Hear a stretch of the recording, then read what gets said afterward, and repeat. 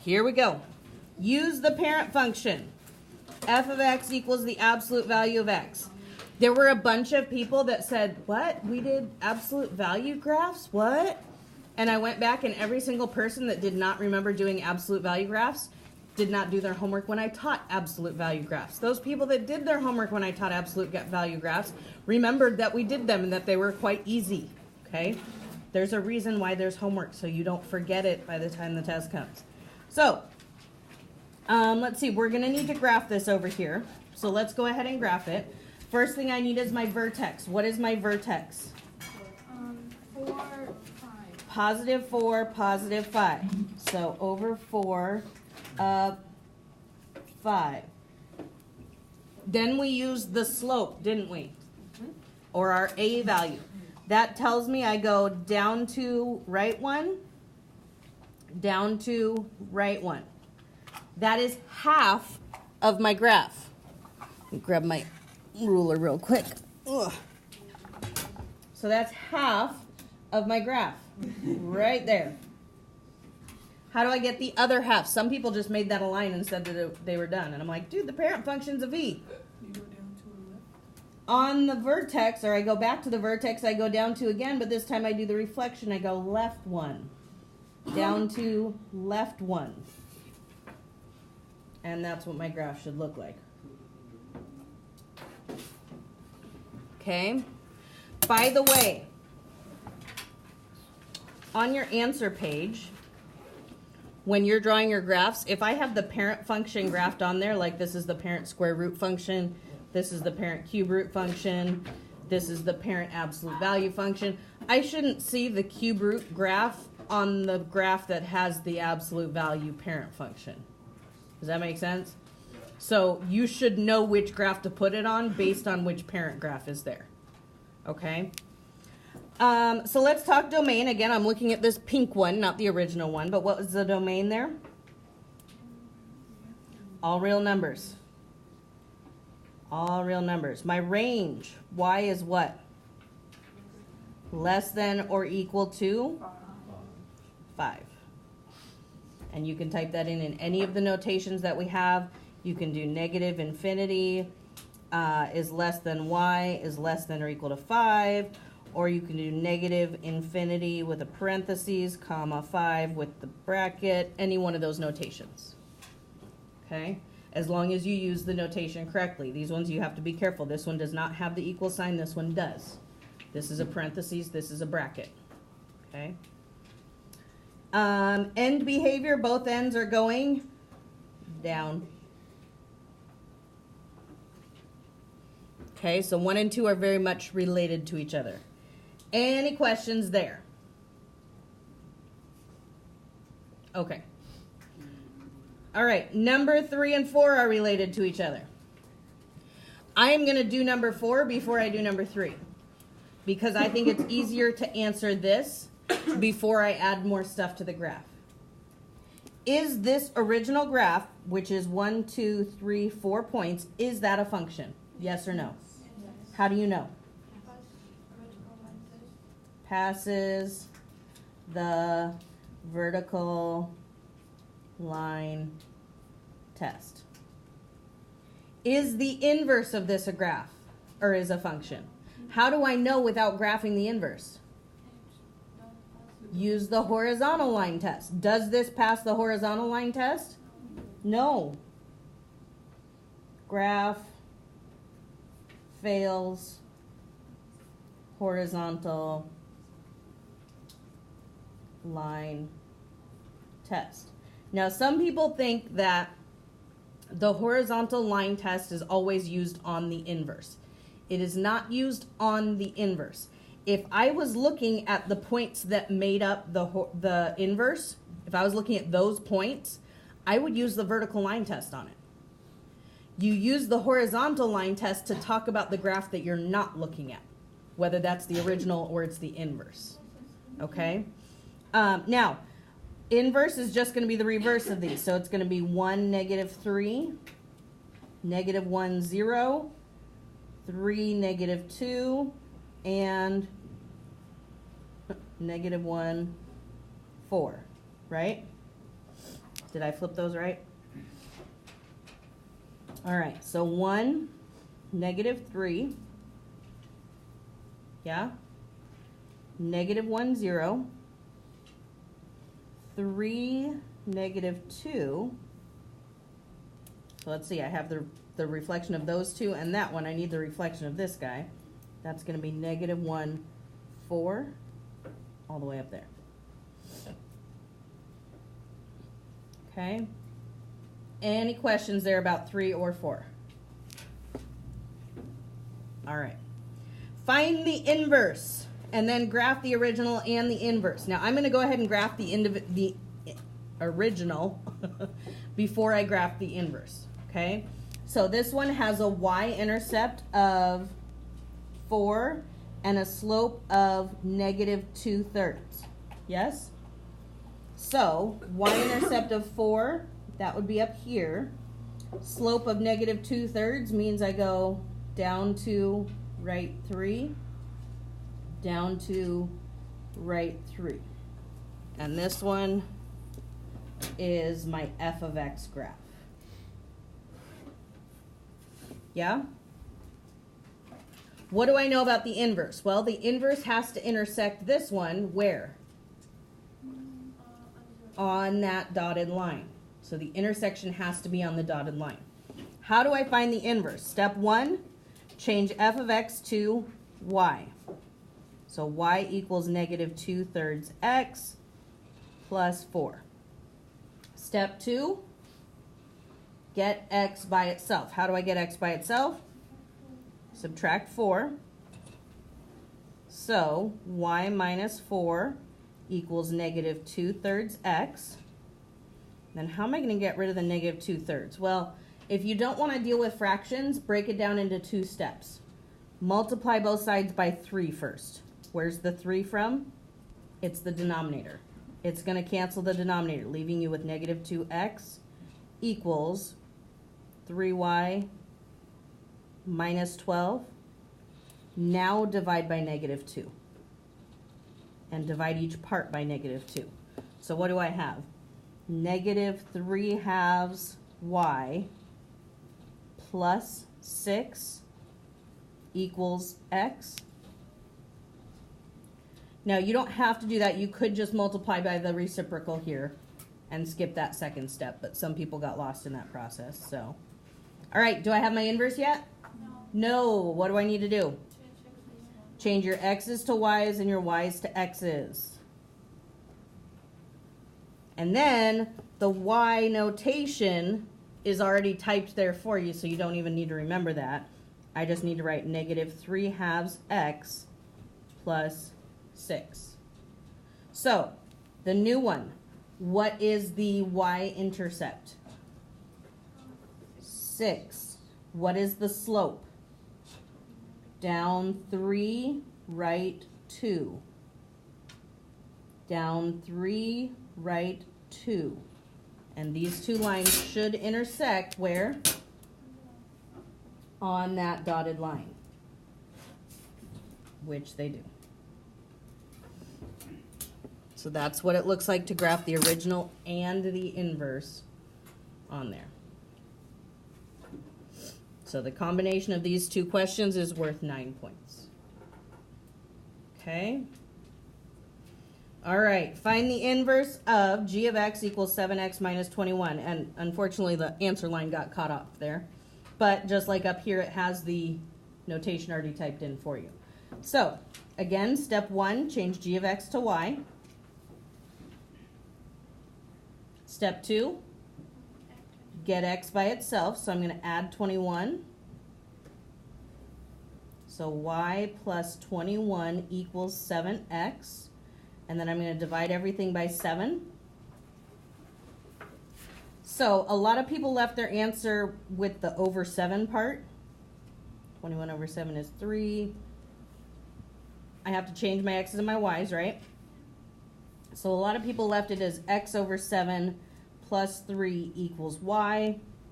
And then just put the notation there. I would prefer if you did 1/7 x, but I did not mark off points if you just put x over 7 because mathematically it means the same thing. So plus 3, and we would have it on our line that says G inverse of X equals that. Any questions there? If you know what you're doing, this is a pretty fast test, as most of them are. Okay, backside. All right, we have a parent function. What are we dealing with here? Square root. Okay. Let's see. Let's go ahead and do the graphing part first, and then we'll come back and talk about end behavior and domain and range. So first thing I'm curious about is, what is the vertex? What's my H value? And then -5. What kind of a reflection do I have going on here? That means I have a horizontal. So instead of going to the right, it's going to be going to the left. Okay? So 0, -5. That is my vertex. Now, when we learned this, with square roots, you go 1 away, and then you go 4 away. So -4 and +4. And one side is always going to give you what? Imaginary numbers, because we're only dealing with half a parabola. Now, if you go to your calculator for this, let me grab my calculator. You need to be careful as you're plugging it in, because you have 3 and then you have square root. You don't need a times symbol or anything, just use 3 square root. Negative parentheses -4, because you have a negative under the radical and a -4. -5. I get 1.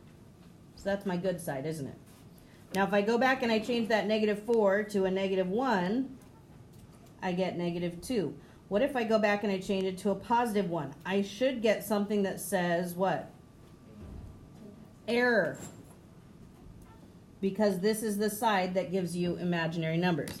Because -1, you can't take the square root of, right?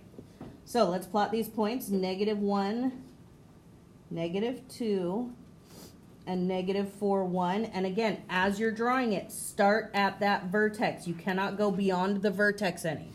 Start at the vertex and go the other direction, and make sure to put the arrow just so that it's clear which end is your arrow and which end is your vertex. Okay, so as far as domain, left to right, we are starting at 0, right? That's my H value. And we are going to the left of 0. So it's less than or equal to 0. Range is always y with relation to k. Are we doing y is greater than or equal to k, or y is less than or equal to k? Greater than or equal to. And then end behavior, x arrow infinity. What side is that talking about, left or right? Right side. What do I do on the right side? Nothing. Cross it out. If it's a drop-down option on the computer, you would pick NA, not applicable. On the left side, what's going on? It's going towards positive infinity. Any questions there? Okay. Next one. Cube root. What are the easiest points on a cube root graph? Domain and range. Those are the easiest points on a cube root graph. Okay. Let's see. Do we have any reflections going on? It doesn't look like. So the end behavior should be the same as the parent function, but we'll double check. Okay. What goes in the middle? What's my inflection point? +2, +3. Again, when we have a cube root graph, we have an inflection point. This was on the quiz, remember? When we have a square root, we have a vertex. Okay? It's important that you recognize the difference. On a absolute value, what do we have? a vertex as well, okay? All right, so our inflection point is 2, 3. Now, just like the square roots, we went 1 away in each direction. And then what did we do? 8 away. So 2 minus 8 is -6. And 2 plus 8 is 10. I should get reasonable ones.